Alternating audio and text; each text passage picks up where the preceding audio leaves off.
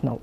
Now let's talk health. Scientists at the just concluded AIDS conference in Montreal, Canada, want world leaders to imagine a world where every individual has access to HIV treatment of choice, devoid of discrimination and stigmatization. They noted that ending AIDS by 2030 is possible, but requires collective responsibility. Bassey Ikpang reports that Nigeria's achievements in HIV response and treatment were presented to the world by Nigerian scientists. Established in 1988, International AIDS Conference has grown to global conference.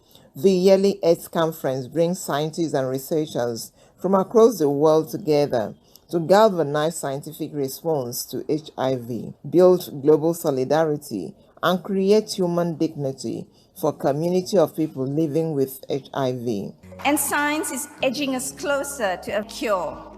But without financial investment, this will not happen. Until everyone has access to the best that science can offer, we will never end this or any future pandemic. Together we can. There needs to be action now. And I think the main thing about this is that when we talk about ending AIDS by 2030, what are we really doing to address stopping HIV transmission? U equals U needs to be implemented everywhere, immediately, now. Nigeria was well represented at various sessions. Dr. Akudo explained Nigeria's situation on the new long-active antiretroviral drugs, which give people living with HIV choices to treatment. For us in Nigeria, for example, which is a very large country, when you think from a patient perspective, so there are questions that ministries of health may not be able to answer at the moment. So what are the implications for me? How does this affect me in terms of the efficacy? Is this going to work for me? If there are issues around resistance, how do I switch?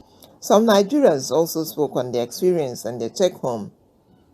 We now know how we can better engage those who are left behind, new approaches to resolving issues, new strategies to actually address the issues that the country is facing. Actually, we are taking best practices in terms of the new treatment guidelines and also community engagement, especially in ensuring that more people are placed on treatment. New scientific discoveries on HIV intervention and response were presented with a resolve to ending HIV by 2030.